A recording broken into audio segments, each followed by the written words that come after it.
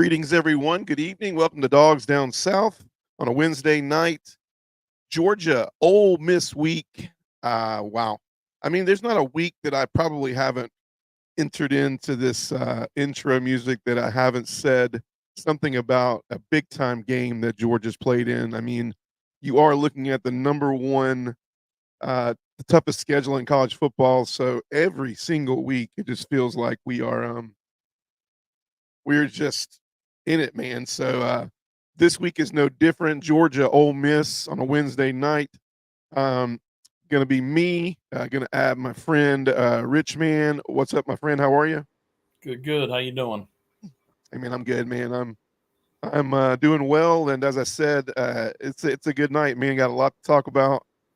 Entering in Georgia Ole Miss, but as always, we take a little time to just look back for a little while, recap a little bit of Georgia, Florida, world's largest outdoor cocktail party, and obviously a lot to talk about. A lot probably already has been talked about. A lot of people out there have probably put some of this to bed already, but it's worth chit chatting about because obviously this is the home stretch of the season.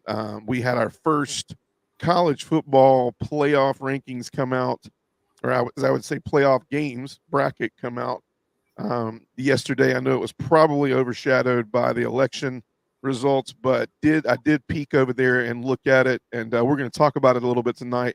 But first off, Richmond, let's hop straight in. Obviously, Florida, Florida. Georgia comes out with the victory in Jacksonville. This will be the last time we talk about it being in Jacksonville for the next 2 years, because they announced the kind of a home and home type thing, but not a home and home thing. 2026. Well, actually, it will be in Jacksonville next year. 2026, it will be in Atlanta at Mercedes-Benz, and then 2027, it'll be right down the road from me at Raymond James Stadium in Tampa. But 34-20, really quick, Rich, man, gut reaction right off the bat, Georgia, Florida. What you got for me? Man, it was another ugly win. Yeah, we've been saying that a lot lately. I feel like ugly wins, but then again, I'm the worst enemy in our group text because I'm like, Texas A&M would have loved an ugly win on Saturday night. They would have loved it any way they could get it. But I as mean, far as historically, we never even considered something as an ugly win. We just considered a win was a win, even by the skin of your teeth. It was awesome. So I think we need to get back to there to some degree. I know the interceptions kind of overshadowed everything in that game. I mean, that's what everybody's talking about ad nauseum. But what do you think? I think Carson's just trying to do too much.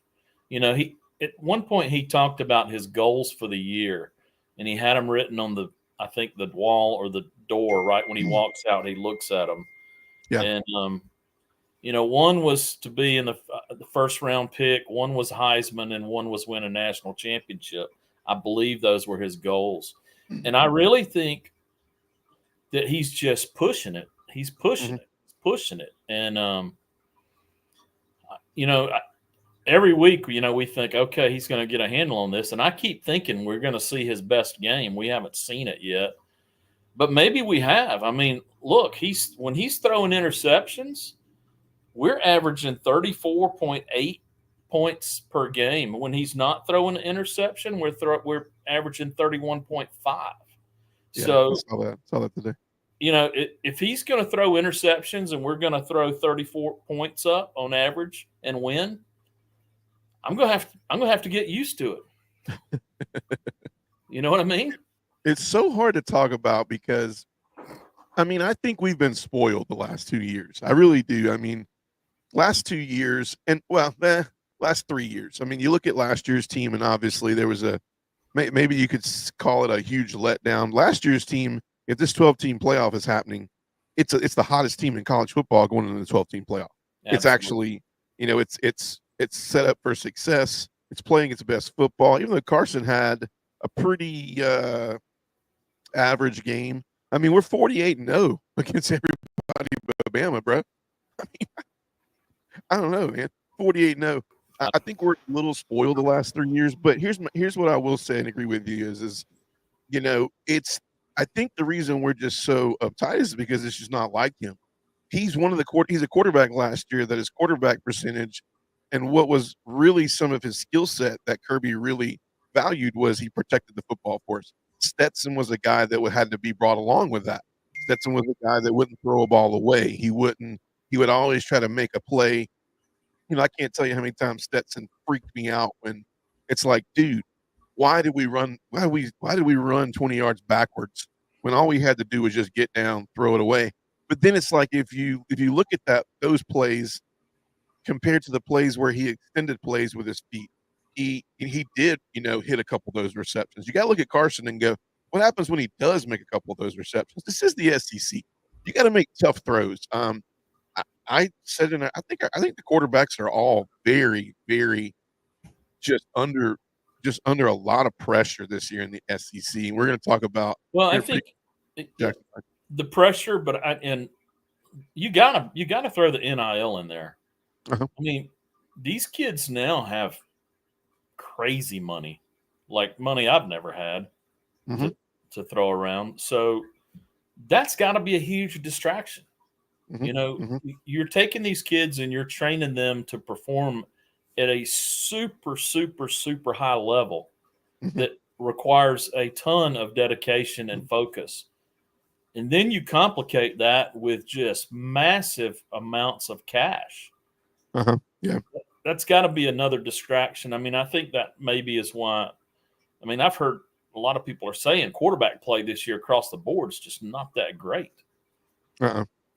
It's really not. I mean, if I had to name a running back and a quarterback right now that is really just really carrying their team, playing great football, consistent football week in and week out, the two players that come to mind play in a very weak conference in the ACC and another very weak conference in the Mountain West. I think Genty from Boise State is running back is tearing it up.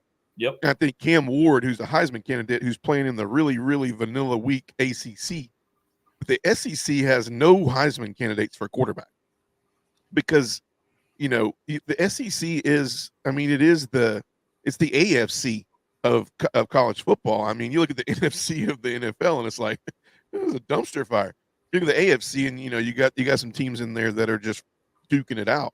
That's why I always think, do we ever think about realigning, pro football? Because in my opinion, the NFC West, North, East, South, doesn't matter. It's always, they're just a step below the AFC every single year. Right. But the SEC's tough. And so, and I have it on here. So we're going to really spend some time on this. We don't have a really in-depth bunch of stuff to talk about. We will talk about and preview Ole Miss, obviously.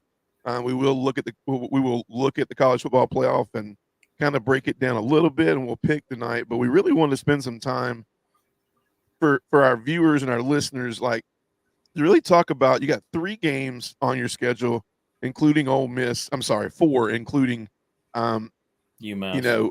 UMass game. That this is the home stretch, right? So you got Ole Miss in the Groves. You have Tennessee that has been announced as a night game. I don't know when the time frame will be for UMass. It'll probably be a noon game. I don't know. Maybe SEC Network might want to pick it up late in the afternoon. And then you have a Georgia Tech game that's going to be played on Black Friday after Thanksgiving at night. So you got 2 more night games in Athens, right? So that's good for Athens, right? That's good for home field advantage. I feel like our fans are really good at night. But this is the booger game, right? This is the game that you kind of go, because you look at it and you're like, okay, like Ole Miss, high-powered offense, and we're going to talk about that. But what we really want to ask ourselves is, in these next 4 games, is Carson Beck going to be a guy that shows us that, if we're going to be a throwing football team, which it seems like we're trying to be, can he put us in a position to where we can win football games? But I don't know how many times, I don't know at what point in these games. Luckily, these interceptions are coming mostly in the first half, right? Right. But are we going to be in situations in the second half where it's a needed throw or it's a needed possession? We got to throw the ball, but it hits us where the defense can't cover us, right? And then these next 3 to 4 games are going to possibly put us in situations where that might happen. So it's a valid point. But let's really just start throwing some batting practice here. First BP ball coming at us right now. Lamborghinis and girlfriends, right? Everybody's talking about Lamborghinis and girlfriends. Rich man. Would Carson now look, if I told you Carson Beck had 4 girlfriends and he got 3 of them pregnant and nobody knew about that and they found out about it, do you think Carson Beck would be more of an enemy if he were that guy? Or just happened to be dating a girl that social media really liked? She didn't make herself famous. But, excuse me, social media did. What do you think about this? Oh yeah, I mean, I think people just are speculating on that, and because who knows? I mean, I don't know how to even characterize that. Because let's just hope as a quarterback that he's separating that stuff out and he doesn't take it all that serious. Let's just hope that's where he's at with the relationship and the jet set. You know, I guess you've seen the picture of him and his girlfriend getting in a Learjet. I personally have never been in a Learjet, and it's crazy. Well, I have not seen that picture, and I don't have a problem with that. But yeah, let's just hope that he's focused on what's important. I mean, we can't tell him how to live his life, right? Yeah. I mean, we'd like to think that with the NIL we're paying him, but that money didn't come out of my pocket. Right. So I do really think it's kind of crazy to give kids that much money before they actually earn it. You know, if he'd won the national championship last year and they dropped 1.8 on him, I'd be like, that's pretty awesome. Right. You know, but he didn't. So it is what it is. Look, going forward, I mean, we probably need to block out the Lambo and the girlfriend and just focus on being fans. And let's just hope that I'm thinking that Kirby and Bobo are probably beginning to get through to him, and he's probably doesn't even need them to get through to. I think he's figured out at this point. I just need to manage the game and take what they give me and quit trying to make, all pro throws because I'm not a pro yet, And so I keep thinking we're going to see his best football, and I'm thinking that that's what he's thinking. And I really can't go anywhere else but that. Yeah. So here's something funny is, I was thinking back because you keep me on my toes about this stuff. I try to stay really level-headed about this NIL thing because I don't like it. I don't like NIL. Right. But I looked back and I went back and I said, all right, who's a quarterback that I felt like when I competently was following the Dogs at a very much closer realm. Obviously, I've been a huge Dogs fan since I was a kid. When we talk about like actually following the nuts and bolts of recruiting and things of that nature, first jersey I really got and really just was bought into was Matthew Stafford, right? So Matthew Stafford was a number one, was the top quarterback recruit in the nation, 5-star. It was Mark Richt's big get, right? So Matthew Stafford, I go back, I can't find anything right about what car he drove, what kind of lifestyle he led. I mean, he married his now, college sweetheart who's a Georgia cheerleader and all these other things. And, if I look back, that's the first thing that grabbed me. It's like, you used to watch these shows. You go back to the 1980s, Revenge of the Nerds, things of this nature. The cheerleader always dates the star quarterback type thing, But what was it the coach always used to say? It's a huge distraction to do that. You shouldn't date the cheerleaders, right? Huge distraction. Keep your mind on football. It was one of the biggest reasons why football players and some of those 1980 sitcoms of football teams in it or movies would get in trouble because it was the cheerleaders, man. That's But right. why didn't you hear about that? Facebook, Instagram, TikTok, Yeah, media, there was like NIL. I know a lot of stuff about Stafford. I know a lot of stuff about some other big name Georgia football players. When I was there, I saw stuff that I'm not going to say on here, but a lot of crazy stuff going on at parties, and Right, it never got out. And you right, know, Dooley was kind of like, if you show up for practice and you do what you're supposed to do, I don't care what y'all are doing. You right, know, they were going to keg parties, and um, there was a lot of extracurricular going on back then. And right, and then I had friends that were younger than me, so I kind of kept up with what was going on campus for years. But there's a right, lot of good stories about Stafford. And right. the only one I remember the car was Herschel, and Herschel had um, I I can't remember if it was a Formula One or a fire The Trans Firebird, Am, but it Trans had Am or Firebird, yeah. T tops, and it was a beautiful car. But I remember seeing that on campus. So here's my thing. You know, I hear it all the time. Like players really don't. They kind of they'll go downtown Athens. They'll hang out. They're notorious to pop into the clubs and the club life, things of that nature. But that was the thing to do. It was frat houses, frat parties, keggers, things of that They nature, don't right? much do that anymore. Well, yeah, but now that was looked upon and frowned upon back in the day. Like you didn't show up there. Matter of fact, some of the coaches used to show up at those parties to make sure that you didn't show up. Some of the grad assistants used to show up at those parties to make sure you weren't at those parties. I think that was Here's during my Rick's era. right. And Here's Dooley's my era, thing. they didn't. But dude, it was wild. Right, but here's my thing. So Stafford, I don't know if you know this, but Matthew Stafford's has one of the most premier car collections in the NFL right now. Do you know this? This is I think crazy, I right? heard Now, that one time. Yeah. connect this. Stafford was a guy that has kind of mentored Carson Beck, Stetson Bennett the last few years. He was at the national championship last year. Heard he spent a lot of time with Carson. I mean, 2 years ago, spent a lot of time with Carson. Was at the SEC championship game last year with Carson. Kind of did a lot of mentoring, go back and forth. Stafford has numbers, things of that nature. He has a $19.6 million car collection that includes 12. It's a 12-car garage. Some of his daily drives include a beautiful black Rolls Royce, F-150 utility truck, smoking hot red Ferrari 488 Audi Q3. Car guy, right? And so, you know, NIL did this to college football.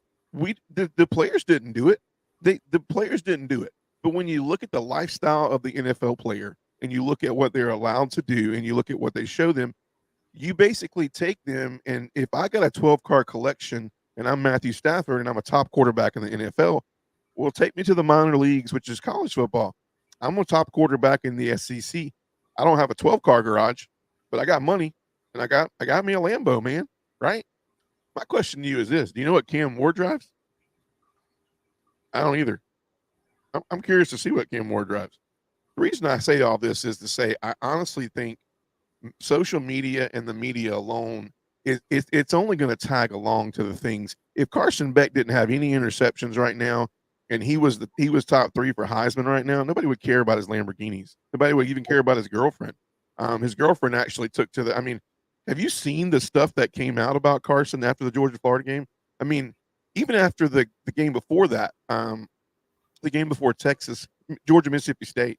Um, I mean, people were using the Napoleon Dynamite jokes about him, bringing up old pictures of him. His girlfriend kind of came to his aid. I mean, we're our own worst enemy, right? With social media.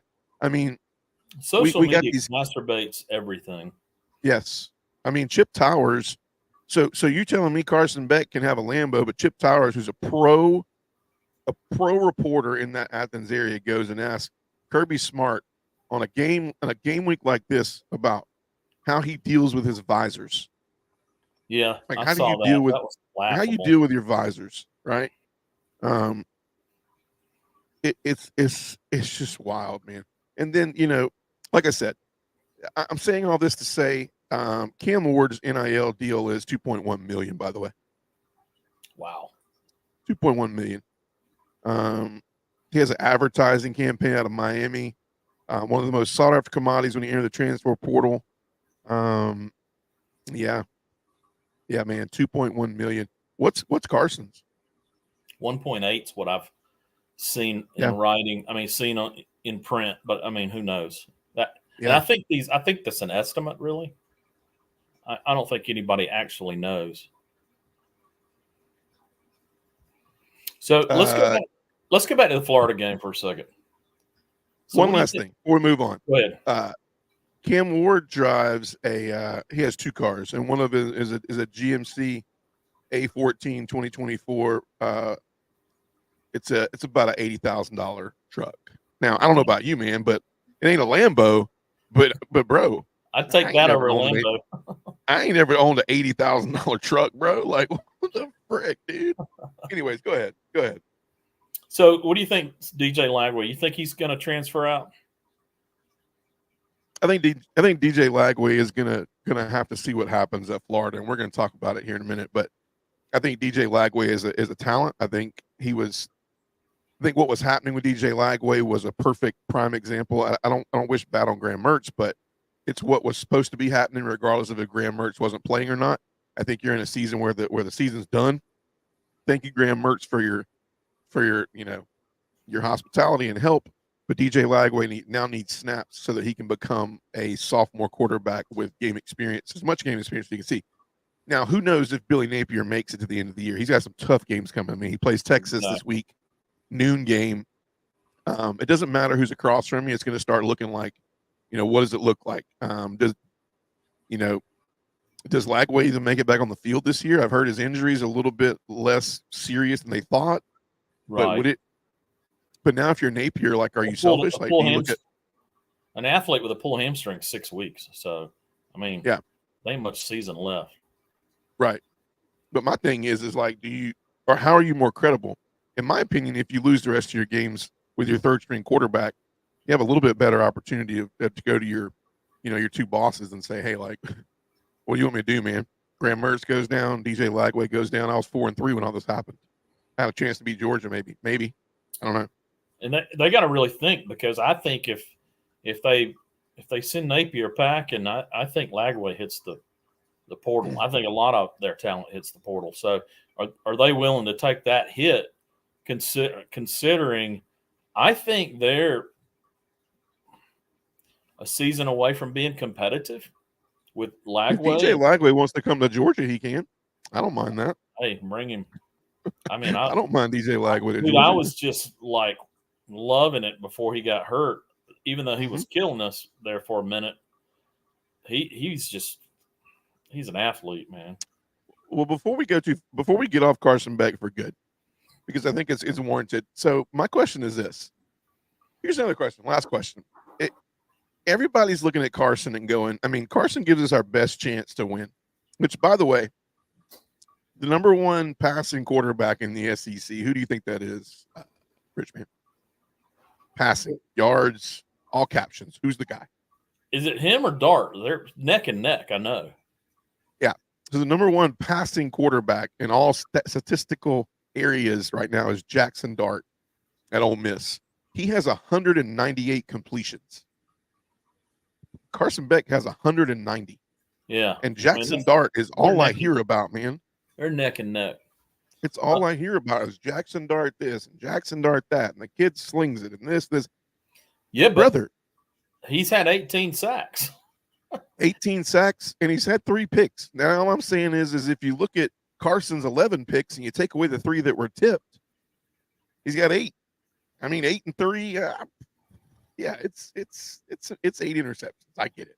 But when you throw the ball, when we are a pass heavy offense right now. We're not as balanced as we used to be. So we're asking Carson Beck to throw the ball 30 times a game now, where it used to be, I'd say 35 times a game. It used to be 25. When you take the missed assignments and the tips, he's probably got 4 or 5. Yeah, and the drops. I mean, dude, he almost had his 12th when we scored the touchdown on the one. Right, so this is something that does irritate me as a fan and as a former player about him, or at least maybe it's not about him, because he's not saying this. This is what other people are saying, that he's nervous or he's not comfortable because they're dropping passes. And I'm sitting there thinking, That's on them. Your job is Yeah. to get the ball to them in the right place and not worry about anything else. And if they don't catch it, that's not on you. Yeah. And I don't think that's true. I don't think that's true at all. I don't think that's what he's thinking. I think he knows. I think he I think knows that he's he could throw rattled. the ball anywhere in a box with Bowers and McConkey, and it was going to get caught. And I'm also very, very disappointed in the fact that I've seen too many balls hit Dylan Bell's hands and get dropped. I don't know what's going on with Dylan Bell. Dude, some people just don't have natural hands, and some Right. people do. Like I told you, Cash has had 23 targets last year and this year, and he's had 21 receptions. Why the hell is he not on the field all the time? I mean, put him at tight end then. Mm-hmm. But throw him Yeah. the ball. He catches the ball. Yeah, and I don't think I'm going to stun you right here. I don't think ETN's as healthy as Kirby's making it out. So I think we'll see a lot of Cash Jones and Frazier this weekend. I think ETN will be in there, but I think ETN will be on account. But that's fine. I like what I see from Frazier. I like what I see ETN from went into Cash. that game hurt. Maybe, but I did see the play. I did see the play where he got railed on an interception. funny stuff, right? He got nailed on an interception. It's not even a play that he should have been in. Yeah, I didn't. So. I have to go back and look at that. Yeah, but overall, I mean, I think a lot of the people out there, the fans out there that are really dragging Carson Beck right now, they need to understand this. Kirby, listen, don't write all this in Kirby we trust crap and in this and this and this. At the end of the season, we're either going to succeed and go all the way, and Kirby's going to be another knight in shining armor for Georgia, or we're going to not get all the way, and it's going to be because X, Y, Z. So I think we're some spoiled dog fans, and we need to understand that there's a lot of teams out there that would love to be coming into the last 4 games of the year 7-1 with a chance. I don't think we should, but with the chance still to drop one more and still at least get in there to make some noise. I think we can still drop one and make some noise, because the 2 teams that we would have dropped them to are going to be 2 teams that are right now vying for a playoff shot. Right. I definitely don't think we're in there if we lose to Georgia Tech. There's a lot of people out there that are frustrated because he wouldn't put Gunnar Stockton in. And I'm like, Gunnar Stockton take us to the playoffs? Stockton in for a series or 2 and let him settle down. But I don't know the dynamics. I mean, a lot of people think that would really affect him mentally, and maybe not. I don't know. But here's another question. I always like to try to bounce this around and look at a bunch of different sides of this. If he's that fragile, why the hell did you pick him to be your quarterback? Because he had a 72% completion rate last year. And regardless of if he had a Lambo and a girlfriend or not last year. He's been fragile from the get-go because he wanted to be the starter way back. And he was kind of bent because Bennett took it. I mean, he's talked about that. Yeah. I agree. But he stayed. I mean, he stayed. I think that's anybody, anybody who's. I do agree that he probably gives us the best shot to go all the way. And so I'm comfortable with that. I'm comfortable with him throwing more interceptions as long as we're putting up 34 points and our defense stays strong and we're winning games. I don't care. Yeah. I know that's going to drive people crazy, but hey, let's get back to old school fans. A win is a win is a win. Yeah. I mean, it's the SEC. I mean, like I said, do you think Texas A&M and Iowa State would have enjoyed? Iowa State dropped to I think they went from being a contender for the Big 12 and a playoff spot to losing a game to, I think they lost to what, Louisville? No, I'm sorry. Iowa State lost to who was Texas Tech. Texas Tech. That's right. I mean, they lost by a point, man. A point. I mean, Georgia played quote unquote a snoozer game, and they were only a half a point from covering the spread against Florida. I don't care how it happened. The spread was 14.5. Obviously, they knew that it was in Jacksonville. It's a rivalry. I mean, and right now, if you look at these games, and well, let's hop into it, because if you look at these games, the three games that I don't consider Mississippi State. If you look at the way the game was played, we talked about it. We don't need to re-enter it, but I think there was some plotting and game planning around the Texas game in the Mississippi State game. I don't count that as a snoozer. There were some things that happened there, but whatever. The Kentucky game, if you go back to, Kentucky's defense, it's real. It's real. Kentucky's has a good defense. Kentucky beat Ole Miss. Correct. And so you look back and you go, that's the other snoozer on Georgia's schedule, where it was like, could have gone another direction. And it's like, but it didn't. And by the way, didn't Kentucky go? No, I think Ole Miss went to Kroger Field. But my thing is like Kroger Field, night game, they don't have all those injuries that they have later on the season right now. They're at full strength, and they play a big game against Georgia. And so I don't know, man. Like it's a win. The SEC is a hard conference, man. This ain't the ACC, man. Clemson. If Vandegrift hadn't gotten hurt and gone out last week, they would have probably played Tennessee right up to the 1 or 2 points right there at the buzzer. I agree. So I agree. All right. Well, I think you're right. I don't know if I like Gunner, but I don't know if Gunner gives us a chance to win the national championship. The problem is from everything I hear, Gunner's got all the talent, but the problem is where we're at right now, he doesn't have the experience. And I think you've got to have – I think you're going to have experience to really make a run at it. I say that like Beck didn't have any experience really last year. And yeah, but he wasn't asked to come in the middle of the season and go, with one loss and playoff, contention. I mean, you're asking Gunner Stockton to go. He also had quite a bit of time, just like Gunner's had in the system learning it. So, if Gunner's the man next year, hopefully he'll step in and he'll do well. So, yeah. And if you know what, if Beck goes down, but God forbid, in the next 4 games, we'll find out. Yeah, and at least you don't have to look back and go, because it's just like our I didn't think I was going to bring this up tonight. It's like America and the political race, man. You got half the party that looks and goes, Gunner Stockton, give me Gunner. But as soon as Gunner goes in there and fails, it's just like, oh yeah. You got the other side that goes, why in the hell would you put Gunner in? That, and it's just like it's a back and forth ping pong thing. The bottom line is right now is Gunner Stockton does not need to be in these last 4 games. Maybe UMass. But my thing is this: you got Ole Miss 3:30 at Ole Miss. It'll be a hostile crowd. Although you get them on their backs, they're known to leave at halftime. That's the good thing. You got Tennessee at night in Athens.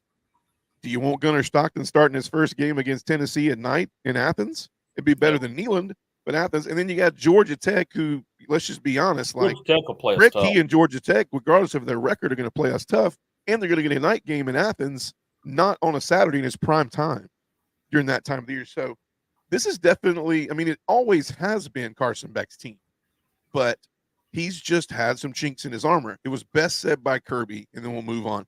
He made 68 good decisions out of 73 total decisions, and I'm okay with that. And I'm okay with it too, because like you said, we're averaging 34 points a game. So let's look ahead real quick. Obviously, Ole Miss, presents some problems. You look at all of their offensive categories. Interesting facts: Ole Miss has only played a ranked LSU team before Georgia, and they were ranked 13th at the time, and they lost to that team in OT. So Georgia is the second team that Ole Miss has played. Only the second team this year that Ole Miss has played that's ranked. So yeah, they haven't seen. They're a good team. We know that, but they're like Texas. Who have they played? Right. That's the same situation. And as long as Kirby gets these guys ready to play, I'm not really afraid. There will be situations in the game, because the ball is oblong and the football gods have a really sick sense of humor. So things will happen in this game, and the ball will take funny bounces. But right. I think we're good, man. I yeah. really do. So other couple stats we're looking at interesting against Kentucky. Dart was 18 for 27, 267 yards, under 300 yards passing, 67 yards rushing. They didn't run the ball well that game. And Trey Harris, who I don't know if he did not play last week, and I don't know if he's going to play this week, had 11 receptions that game for 176 yards.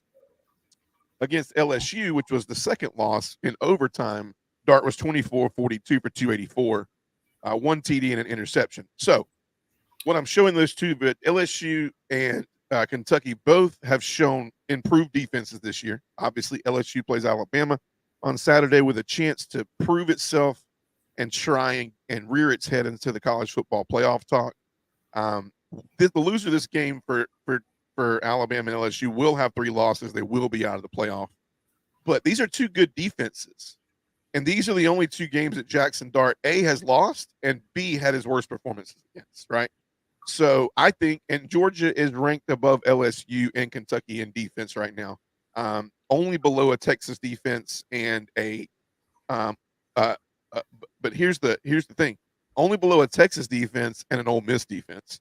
And I will say, what will be the matchup on Saturday is the Georgia offense versus the Ole Miss defense. We're thinking it's going to be the Georgia defense versus the Ole Miss offense. Yeah, I think it's going to. That doesn't scare me. Like, I agree. I think the matchup's going to be the offense, and I'm thinking what's going to be important in this game is we need to score points in the first half, preferably in both quarters, and not get behind. I think if we score points I don't care what the score is really, but if we score points in the first and second quarter and get to the second half, and we're not getting beat 40-14, I think we're good. Right. Yeah. Interesting fact, though, in that matter, defense ranks 13th out of 16th against the pass in the SEC. Ole Miss, giving up 2,107 yards for the year. Georgia has allowed, and we have griped and complained about Georgia's secondary at times throughout the year, but Georgia's allowed 1,497 yards of total passing this year in the SEC. So, I mean, our defense, there's some yards out there. We need to not give up the big plays. Right. And I think this is I don't know about you, but this seems like a Texas scouting report type thing here with Jackson Dart. And I know that, Lane Kiffin's smart. He's smart. So he's gonna be ready with a couple different variances, but I think he knows Kirby might come with the Texas game plan. Kirby could come with the Alabama game plan, which didn't work. It didn't work against Alabama in the first half, but it worked against Alabama in the second half only because of a couple of minor changes in alignment. That's it. We moved the star in some areas. Bad last year. I don't know. We messed him up bad last year. I don't remember what the stats were, but I'm thinking he'll mix up those defenses, and he'll probably give Dart more than he's seen all year. So I don't expect Dart to have a super great game. Yeah. Especially, look, he's had 55% passing with LSU against that defense. Yeah. I don't expect he's going to do much better against us. Yeah. Greg Dominy chimed in. My good friend, Greg Dominy. Gunner needs to get in the game. I beg to differ, my friend. I don't think you want Gunner Stockton starting these 4 games. Maybe UMass, but Gunner's not the answer. Gunner can't win a national championship for us. I know that everybody wants change. They want change, but I would just say we need to be careful about what we want to change, because Carson Beck right now is still. I mean, I'm going to recap something that if you're just joining, Greg, and you didn't hear this stat, Jackson Dart is the #1 rated passing quarterback in the SEC in all captions, and he has 198 completions. And the person behind him that is pushing him is Carson Beck with 190.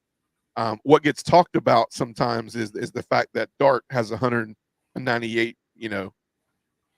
throws that were received by receivers, and that he has 3 interceptions. But what doesn't get talked about enough is that Beck has 190, but has thrown a couple of more interceptions and had a couple more tipped. I just think we're a little bit tight on that. Was he rattled against Florida? Yeah, he was rattled. I mean, hell, he threw 3 picks. I mean, any quarterback's going to get rattled on that, right? Yeah, but you got to figure. I mean, I not start, but let Beck get a check. Yeah, well, hey man, is that worth the season? I mean, you never. I mean, Richman said it. You never know how that screws with a quarterback, man. You just don't know, right? Yeah, exactly right. And the other thing is, I mean, he's 3 decisions away from showing us something we hadn't seen all season. I mean, he could bust loose Saturday against Ole Miss. I mean, this could be the game, man. Right. Four 7-1. touchdowns, 400-500 yards. I mean, he could cut them into pieces because their defense, their secondary is ripe for that. Greg, I have a question for you, Greg, and we're gonna move on because we're gonna preview some players, talk about playoffs. But if you'll throw it in the chat real quick, do you think that Carson Beck was the reason why it was that close against Florida? Yes or no? I'll leave that question out there. Do you think he's the reason why the game was as close as it was? No, because I will tell you that that we gave up a 54-yard bomb right after the second interception that didn't need to happen. Malachi Starks was peeking in the backfield, 7 steps into the backfield, which I have no idea why. Our linebackers were playing an hell of a game at that time. Our defensive front was doing pretty good against the run. Why in the world? I mean, we have these people called statistical guys that are in the booth, right? And they tell you a percentage of go for it, percentage of swing plays, things of that nature. What's the number one thing that most NFL and college football coaches do after a turnover? They go for the bomb. They try to get you. They try to get you, man. How in the hell does Malachi Starks, a veteran, going to be a first-round pick next year? How does he – I'm just not taking 5 steps into the backfield, bro. This is a dagger. Even if you let them have an extra 5 yards that you were going to give them. And by the way, too, second half, once you got the secondary back in there, we were fine. Once Dan Jackson gets back in there, and Florida did a great job running the ball, but no offense, like, you're gonna give up some gashes on the run when we were selling out for the run. Like, we were selling out for the run the second half. No excuses. No sitting for a set, let Gunner play, but put back in. Yeah, man. That's psychologically wild nowadays in this era of college football. You could run a whole season like that. No, what would be a better scenario is for him to beat the crap out of UMass in the first half and let Gunner play the second half, because that's what they were planning all season. We just haven't – we played down to all these teams that they were supposed to beat and let Gunner get some experience in the second half. Because Beck actually got experience with Bennett because we would get up in a lot of games and he would get into play. Yeah. So also maybe just, maybe it's psychological, right? Maybe have some plays for Gunner so that when you get into that mix, it's not Gunner's going in because Beck's wetting the bed. It's, hey, we want to change a pace, right? Well, I think that, and they could build that into the UMass game. They could build that into the Tech game and say, we got to get him some reps before next year. So we're going to work a couple of situations in. And is that okay with you? Because it's nothing on you. We just got to get him ready. Right. They could probably work something out like that, but we got to take care of business and get the points on the board so we can do that. Right. Also, like, why not? I mean, why not have 20 plays for Gunner Stockton? And if it's in agreement, right? Let him run a real RPO, man. Yeah. I mean, every time Beck runs an RPO, there ain't no run. Yeah, I agree. I value that, Greg. I appreciate that. I really wanted to hear from you, man, about that, because everybody is saying what you're saying, and maybe you're playing devil's advocate on me, or maybe that's how you feel, right? But I feel like that this is the majority of Georgia fans right now. It's like the answer is put Gunner in, and it's like, all right, psychologically, Gunner Stockton, and if I'm wrong, I'm wrong. Gunner Stockton cannot win. I don't think Gunner Stockton can get us to the playoffs. I just don't think so. The games that are coming up on our schedule, they didn't say start. I know you said that, but I don't think Gunnar Stockton, if he wets the bed, if Beck wets the bed one time and Gunner's in there and it's like, all right, it's your game. I don't know if you remember this back when JT Daniels and Stetson entered the game against South Carolina that time. And then from there, it was done. It was a done deal, right?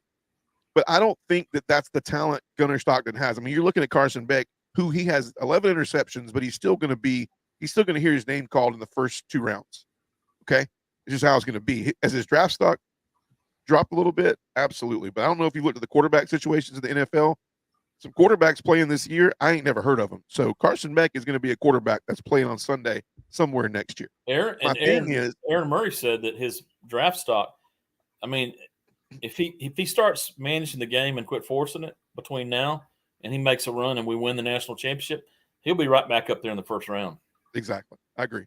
And listen, how we've been on this so long, we got to move on, but he's just forcing it. That's all he's got to stop doing. Right. And this is not even about we talked about it earlier in the year. Fish hitting with us tonight. We talked about the deep ball. I think that we have been much better with the deep ball. Like the ball is at least in the area code of where it needs to be on some of these deep throws. Could we do it more? Absolutely. But I think what you're seeing Georgia get dealt is what we're dealing other teams as well. They're saying, we want you to go 12 plays, 14 plays on us because we don't feel like you can do it. We don't feel like you can establish the run enough to where you can take us 14 plays every drive. So they're not letting you take the top off. None of the SEC is letting you take the top off anymore, hardly. And they saw the scouting report against Georgia, but that was when Georgia was still, I don't know, man, flexing. They were still like, we're cover 0, man. We're ride or die, coverage 0. Yeah, no. And then Ryan Williams burns your ass. Ryan Williams burns you 3 times in that game, and quickly you become the fact of going, I'm in the SEC. And we cover 0. And we're asking these young secondary players to just be on an island, and they're not there yet. So, needless to say, at the end of the day, Carson has been a guy who is the only reason his stats are showing off. You look is he forced those balls, man. What in the world? What was the throw? I mean, it's man coverage. There is 0 open, man. He threw into 3 players. The second interception, he threw into 3 white jerseys. Yep. It's a throwaway. Live to play another day. That's it. And nobody remembers that play. Nobody remembers that throwaway. 0. I mean, I hate to say this. The quarterback from Florida, the third stringer, threw away more balls that he needed to throw away than Carson Beck did. Yeah. Maybe it's the Yale degree. I don't know. That kid played a pretty good game considering what just got handed to him. I was surprised because I really was expecting to see a quarterback fall apart, and he didn't. I agree. Who to watch? So obviously Jackson Dart leads all offensive categories in passing in the SEC. So Parrish, to note, the running back Parrish, 639 yards of rushing offense. Etienne and Frazier, to give you a little example, kind of share those responsibilities. They're combined at 739. So rushing game, equivalent, little bit less than what we look at as far as the run. So you look at an Ole Miss team, right? That's very, very pass heavy. This is what I'm talking about right here. And you look at our rushing yards compared to theirs. Are we throwing the ball as much as Ole Miss? No, but we're also played a hell of a lot more ranked teams than Ole Miss has played this year. Right. So, Centurion Perkins, linebacker, Chris Paul Jr., Trey Amos at quarterback, and then obviously the 2 players that I'll be honest with you, their names hasn't been called a lot this year, but they were big for them out of the portal is Walter Nolan out of Texas A&M and Prince Umani Millen from Florida. Very quiet this year. I know they're taking on. I mean, I know Jalen Carter that last year was pretty quiet too because he was taking on a couple of players. He was getting double teams all day. But those are names you haven't heard a lot of. I think one of the keys on offense is the name you didn't hear is Trey Hill. I don't know, man. Like, is he going to play? I know he won't be the same Trey Hill, but we'll see. Real quick before we get into a little bit of playoff stuff and pick these, what do you think? Real quick, you take offense, I'll take defense. Offense, keys to victory for Georgia on offense to take the W against Ole Miss. I think we need to score some points in the first and second quarter, preferably not field goals. Yeah. I mean, if we get down and score in both quarters and take up some time, and get to this. If we get to that second half and we're not way upside down and we got points on the board, I think we're good. Yeah. I like I know I wasn't going to comment on offense, but I like Beck to get some of those easy throws from late in the fourth quarter in the first quarter this time. I love the tunnel screens that were throwback tunnel screens.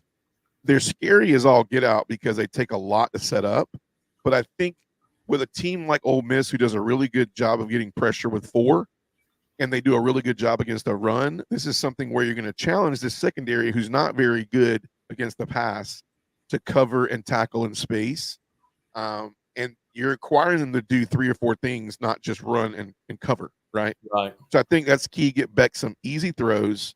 I think we need to be prepared for Ole Miss to bring a lot of pressure. I think my man Pete Golding is from Alabama. I think Golding's going to pull that game film from Florida as well as Alabama. I know Florida pulled it, but you looked at what Florida did, i.e. what Alabama did. They were not scared to put 6 to 7 players on the line and challenge you with the blitz and play one-on-one. Now, it might have cost them the game because we did, we made that reception late in the game off of that. But at first, Carson had a really hard time checking out of that. Communication-wise, I think it'll be louder. You think their secondary is strong enough to do that? I don't know. I mean, I think their linebacker play and their defensive line play is. You got to get to situations where you got to get matchups correct. That's a big thing too. That's a big thing Carson's overlooked for this year too. I think he's put us in some really good matchup stuff. You look at the stuff that works, and a lot of it is because there's a lot going on in Carson's head, man. I mean that he's got Bobo in his ear. We're running up tempo offense a little bit more. There's a lot going on. He's gotten us into some really good situations as far as personnel. He seems to do better in the up tempo. It's not as much to think about. He gets in there and gets in that rhythm. Yeah. I agree with you though about early scoring. I think the biggest key to victory on offense for us, get us a little bit of a lead, and then you need to bring the possession time down for Ole Miss.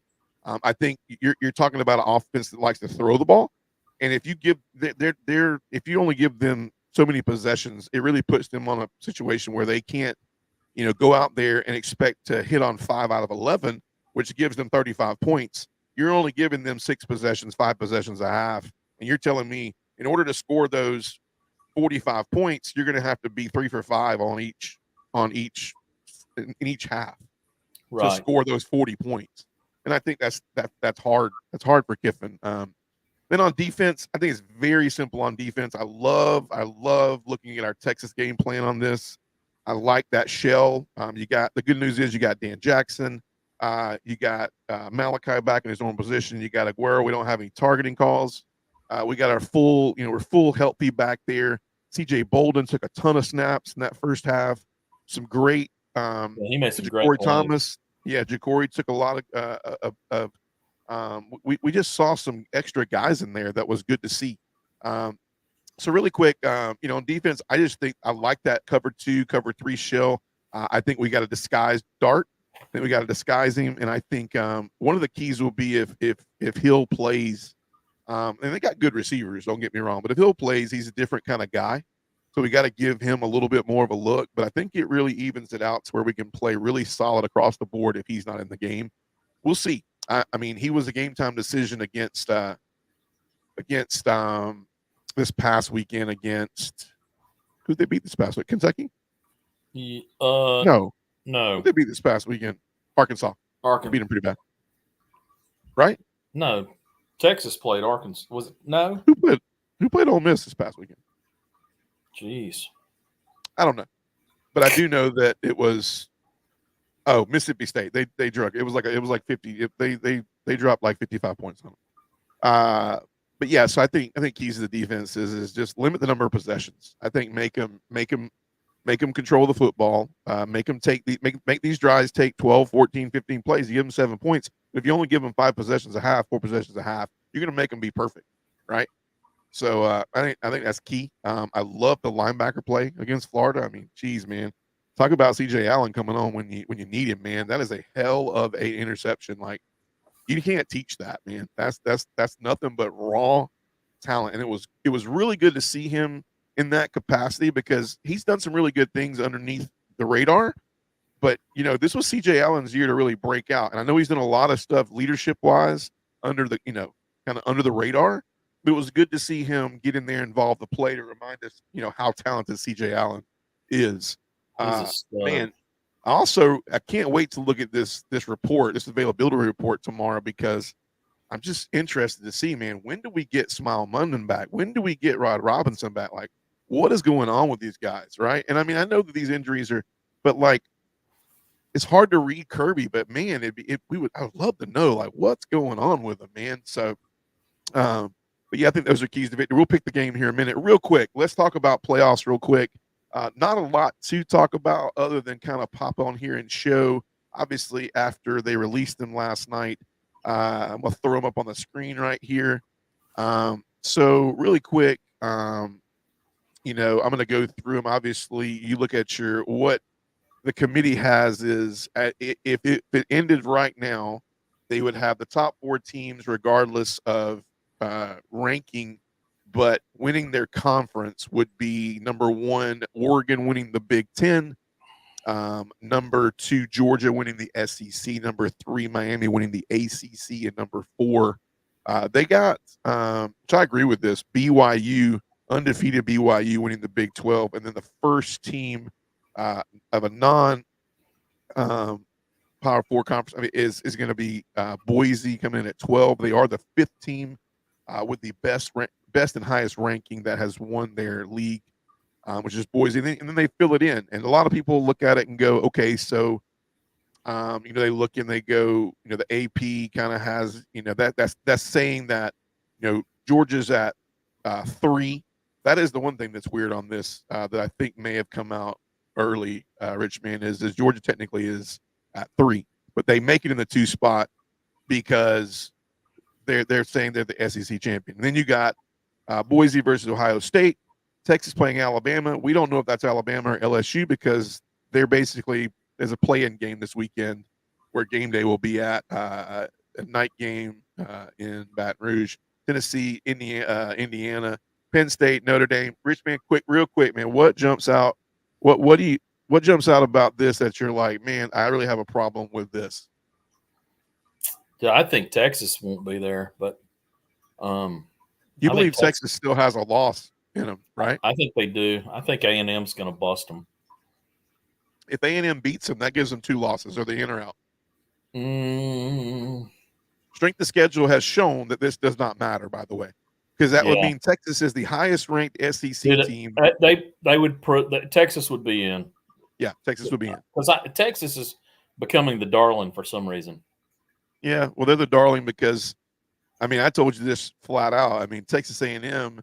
Who would have thought that out of Texas A&M and Texas entering into the SEC that Texas was the most talked about? Everybody was like, 2 years for Texas A&M, and here you stand. Texas A&M, if they can win out, they control their own destiny because right now the playoff committee has them as the first SEC team out. And right now, if you look at this grid, there are 1, 2, 3, 4 SEC teams getting in. And we talked about it earlier in the year. Could 5 SEC teams get in? And I don't know. I mean, you got some question marks. You got Notre Dame, Indiana. I mean, I posted this up here. I think Notre Dame could drop one. I think Miami's going to go. I think they'll finish out undefeated. Unless Clemson has something to say about it. I think Clemson just didn't show up against Louisville. I mean, geez, man, I've never seen. It was a taste of the Jekyll and Hyde, man. I watched a little bit of that game and I was like, where in the hell is the offense at? Where's the offense has been putting up 500 to 700 yards? So if Tennessee drops to us, what does that give them? 2 losses? Tennessee might lose. Well, they don't. That's it. So right now, Tennessee has lost to. Tennessee has lost to. Let me let's pull their schedule. Let's got some time. Well, we got time. Yeah, I think Indiana's going to lose. I don't So think Indiana. Tennessee has lost to Tennessee's lost to Arkansas, correct? Is that it? That's the one loss. Yeah. So Arkansas and Georgia. Wow, that's a pretty good season for them, man. Yeah. Um, So Tennessee plays them tight. I'm sorry, Kentucky plays them tight, but no bueno. They got Mississippi State this weekend, which will be a dub for them in Knoxville. yeah. And then they got to go to Athens. So I think, you look at Tennessee, the worst, it's tough, man, because the loss is to an Arkansas team that is not ranked right now. It's an unranked Arkansas team. So, you lose to Georgia. I don't know, man. You lose to Georgia.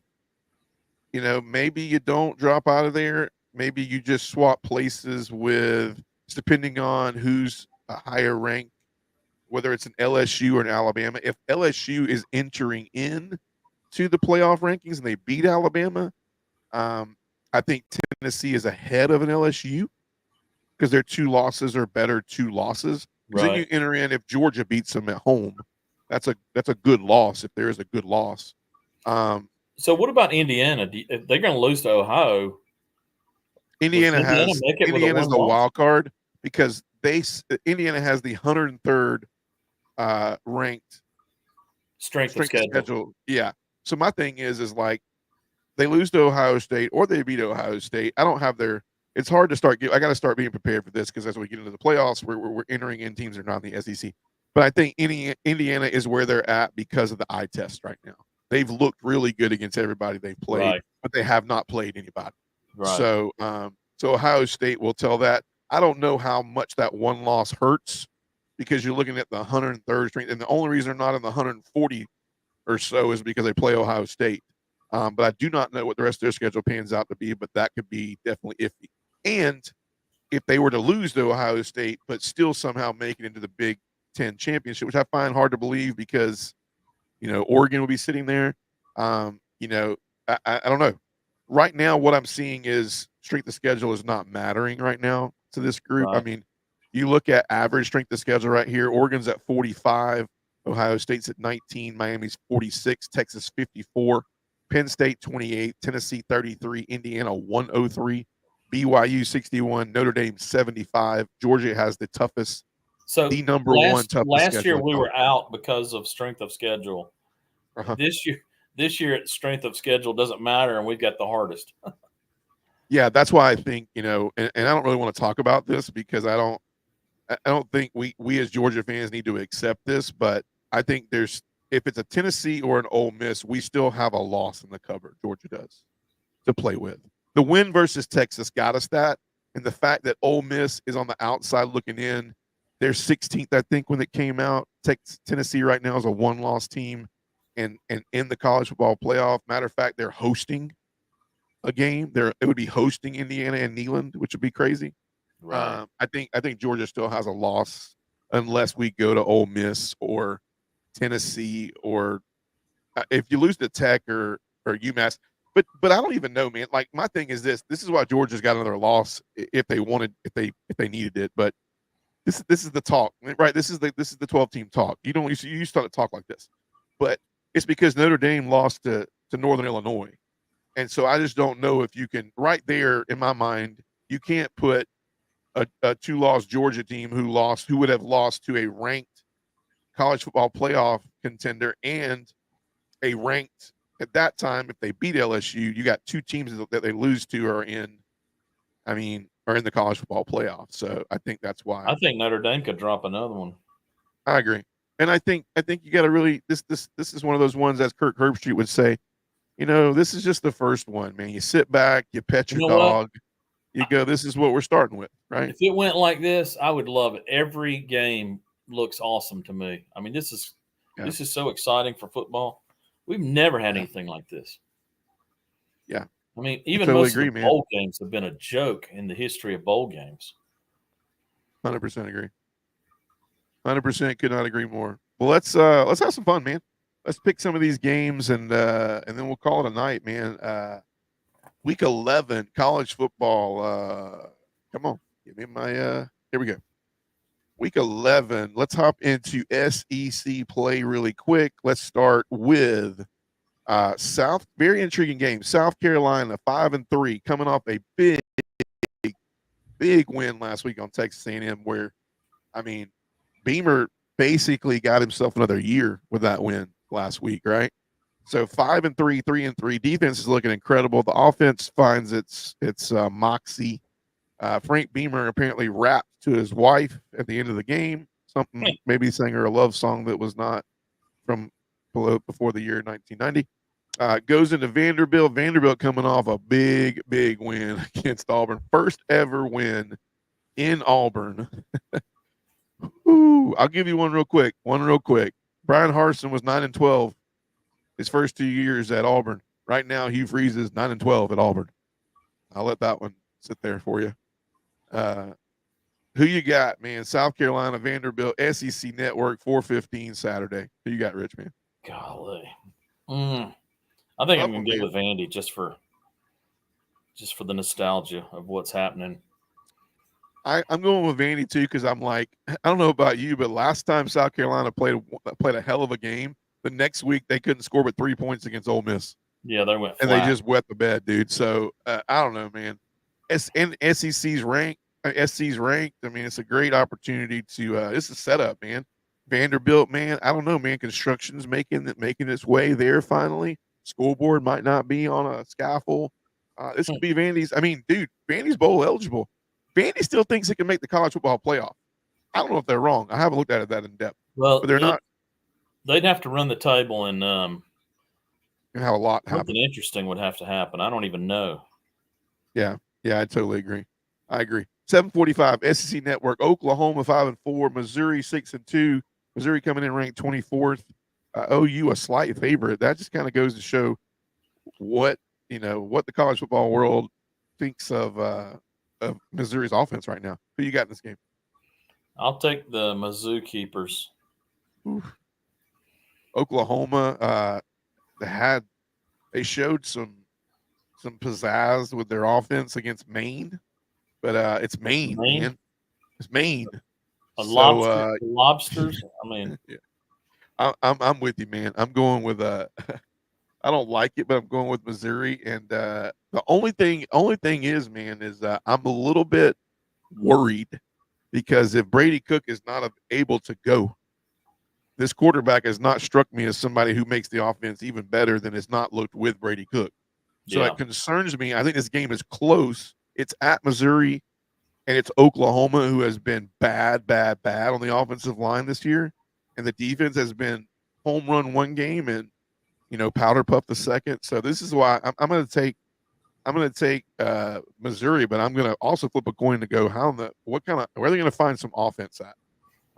When you can show me that, then maybe. Purdue 1-7. Purdue goes to Ohio State. Number 2, Ohio State 38-point favorites at home at noon. Big Ten kickoff. Who you got? Ohio. They'll cover. 38 on Purdue. Huh? Purdue just, man, when Brom left Purdue, man, Purdue went down the crapper, man. Yeah, Ohio State wins this one. 38 is a lot of points, man, but I don't know. I don't think they'll cover. I think they could come out snoozing. Big game last week against Penn State. They come back home. Could be some cooler weather, I heard, up there. So who knows? I got them winning, but not covering. Next game I got on the list, pretty kind of out of the box. Michigan 3:30 going to Indiana at number 8. Michigan's been all over the place. You got Illinois. I mean, this was supposed to be Illinois' other strength of schedule game, but Michigan's not really showed any of that this year. 5-4, trying to find a quarterback, trying to find the defense that Michigan's known for. 3:30, it's at Indiana, but I don't even think the Big House is a big deal right now because Oregon slapped them in the face last week in the Big House. Who you got this game? Indiana. Yeah, I will tell you that all the talk about Indiana breaks into the first rankings. How do they take success in Indiana? First time experiencing success in a while. This coach they have has them very, very serious. Their coach is business. old school and he's serious and he's a winner. And I guarantee you, he's going to run them to death like an old school football team, and they'll be ready to play. Yeah, I agree. Last middle of the week, middle of the middle of the day game before we get to the SEC games. Really big game for Colorado. I mean, Colorado had the best week off you could possibly have, right? They hop up as contenders in the Big 12 again with all these losses in the Big 12. They go to Texas Tech. Now, Texas Tech is sitting there at 6-3, sleeper, right? Beats Iowa State last week.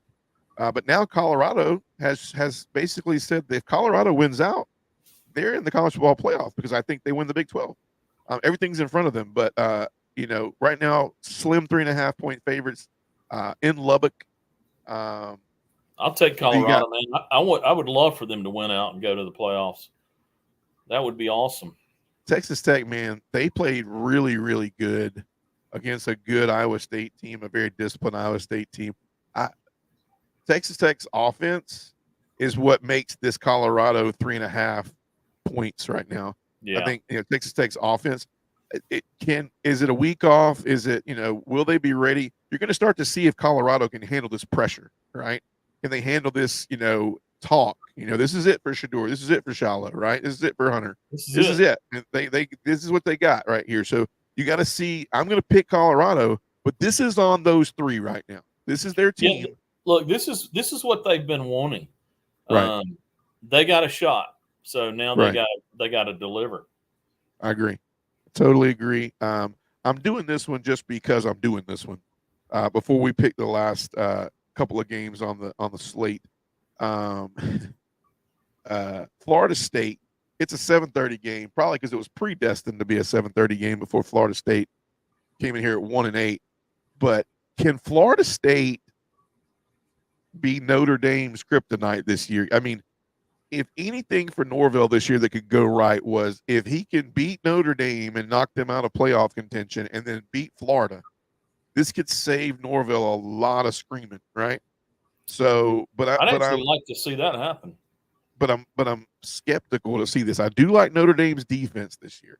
I like Notre Dame's defense. I don't know if I can give Notre Dame. It's in South Bend. It's at night. It's a big, big stage for Florida State, who has just not. I mean, I don't know if you saw Tallahassee. I mean, in Tallahassee, that stadium last week, man. But, Bobby, man, my man Bobby Bowden, man, he is jumping out the grave right now, man. I mean, the lower bowl was barely full. Yeah. The lower bowl was barely full. Who you got? Notre Dame, Florida State. I got Notre Dame, man. 26.5 points. I can't pick Florida State. I can't even pick them for an upset, man, because if they couldn't put North Carolina away at home, how are they going to go to South Bend at night and beat them? This defense is too good. I like Notre Dame here. Did you say 26 points? 26.5 favorites over. I don't know if they'll cover that. Florida State. Man, Florida State would have to play out of their butt, my friend. But, yeah, crazy. 12 o'clock game, Florida, 4-4 versus Texas. We don't know if Lagway plays. Obviously, if we had to think right now, we're thinking we're seeing the third string guy. Forget his name. My apologies.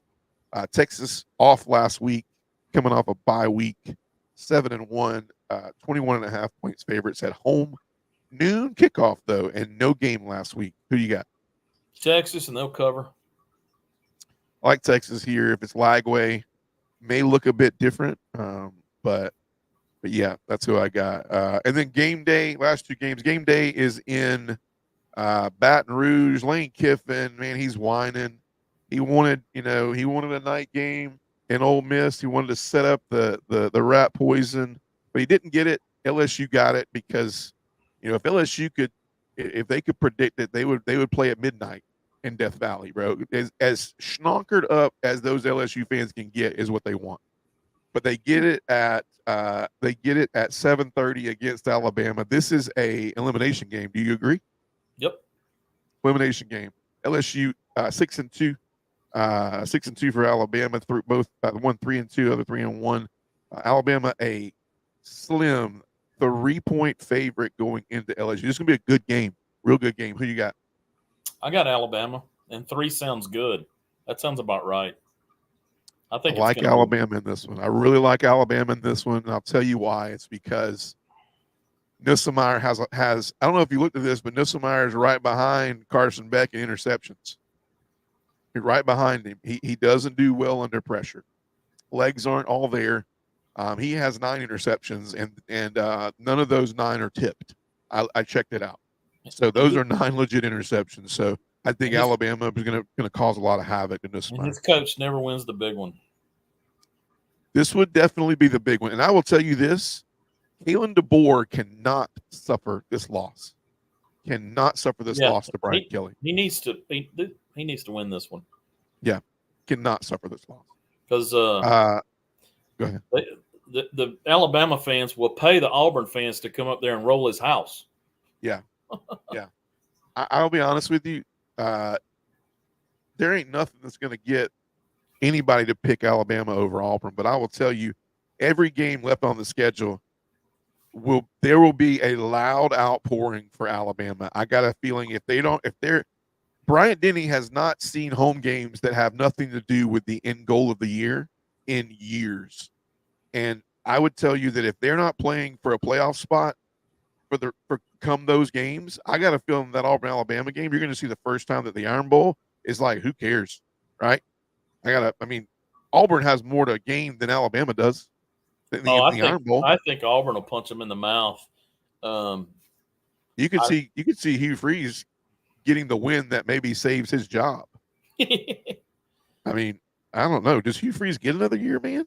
It's not being talked about, but geez, him and Harsin have the same record. That coaching office over there has got one of those revolving doors like a hotel.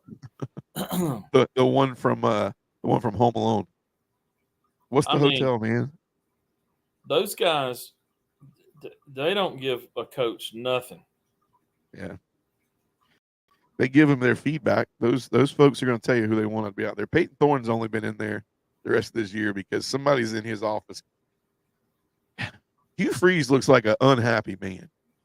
He just looks unhappy. He looks like he's hitting a bottle again. Excuse me for saying that I want to be professional as possible on this podcast, but he looks like a person that's unhappy and possibly having to just deal with some stuff, man, outside of football. Not necessarily family stuff, just like donor stuff and people crawling down his neck. What are you doing in this? I mean, I don't know if you saw those Vanderbilt players, but I mean, Pavia is on the field at the end of the game and people are like, this guy's 3-0 against you with different teams. I mean, he did it with New Mexico State, and then he comes in with Vanderbilt. It ain't like he came in with Alabama. He came in with Vanderbilt and did it. Number 3, Georgia. Number 16, Ole Miss. In the Grove. UGA is stuck to a 2.5-point favorite on this one.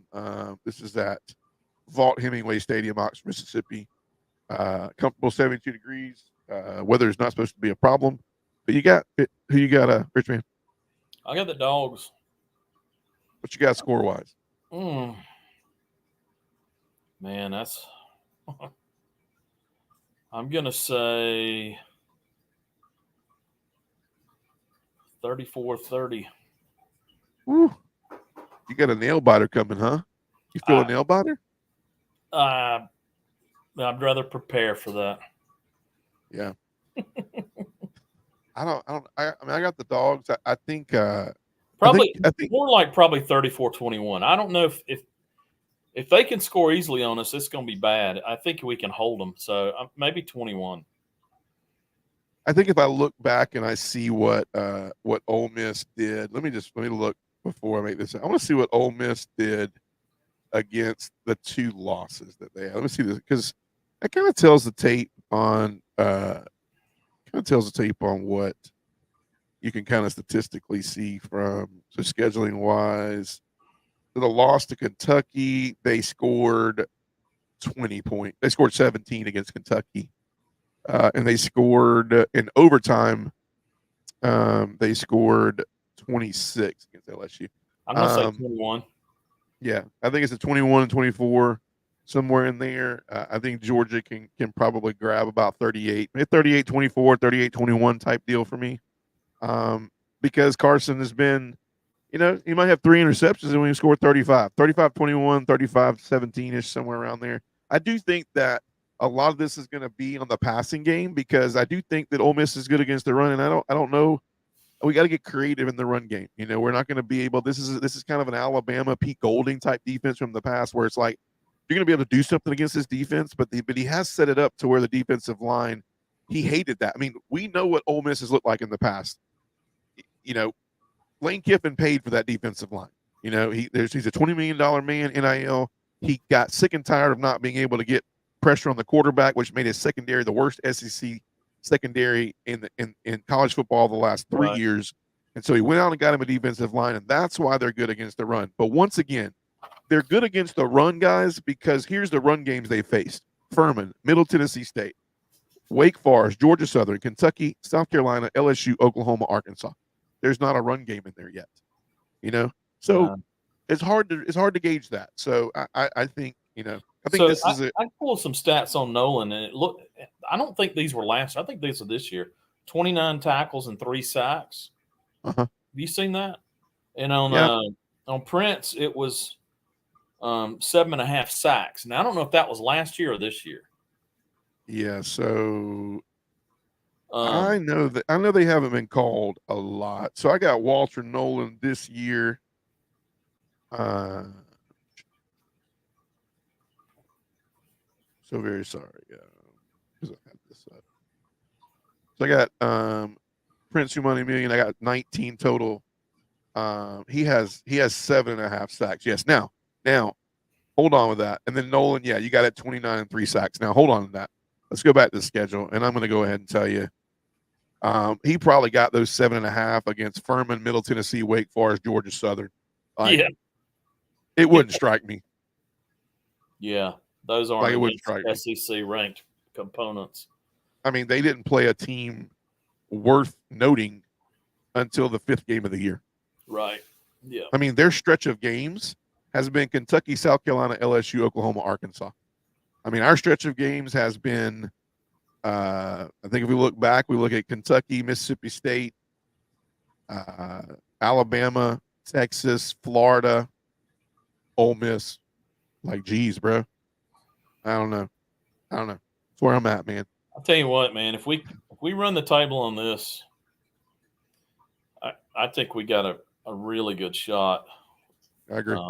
I agree. I think this is the booger. Tennessee's going to be tough. Looking at the bracket you got up there, I like us and Oregon in the final. Yeah. Is what I like. I got to see some just ball control against Ole Miss. That's what I'm going to like. The more the offense is on the sideline, Georgia is winning. Georgia's winning when they're on the sideline. That's what you got to think. What you do to the most high-powered offense and the most high-powered defense was what we did to Texas, because Texas had a lot going on offense and a lot going on defense.